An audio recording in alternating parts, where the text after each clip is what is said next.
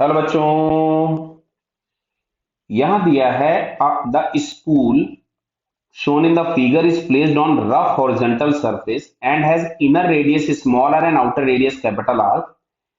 The angle theta between the applied force and the horizontal can be varied. पूछा है the critical angle theta for which the spool does not roll and remains stationary. Clear है।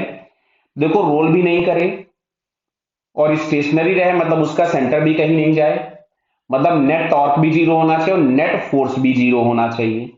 तो अगर मैं centre के about देखूं तो ये वाला जो फोर्स है वो इसको एंटी क्लॉकवाइज घुमा रहा है। दिख रहा बेटा आपको ये? क्योंकि ये वाला फोर्स अगर हम लगाएंगे तो इसका जो सेंस ऑफ रोटेशन जनरेट होगा वो एंटी क्लॉकवाइज होगा। तो यहां पे एक फ्रिक्शन लगना चाहिए जो कि बैकवर्ड डायरेक्शन में लगना चाहिए। क्लियर।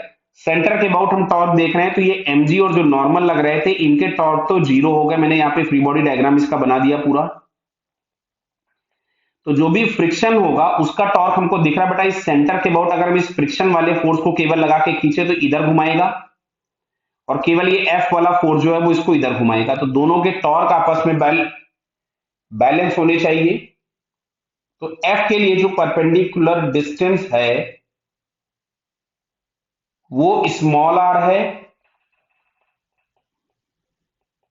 और Fs के लिए परपेंडिकुलर डिस्टेंस कैपिटल R है। तो दोनों टॉर्क अपोजिट होने चाहिए और बराबर होने चाहिए मैग्नीट्यूड में। क्लियर।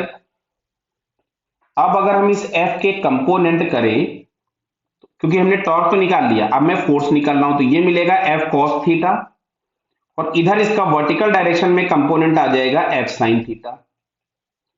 अब अगर इसको नहीं जाना है तो N और F sin थीटा का सम mg के बराबर होना चाहिए मैग्नीट्यूड, और ये जो F cos थीटा है वो Fs के बराबर होना चाहिए। मतलब इस Fs की जगह पे हम लोग लिख सकते थे F cos थीटा। दिख रहा है ना बेटा, ट्रांसलेशनल मोशन अगर नहीं चाहिए तो Fs is equals to F cos theta होना चाहिए और N प्लस F ये mg के बराबर होना चाहिए। तो मैंने Fs की जगह लिख दिया F cos थीटा। F से F कैंसिल हो गया,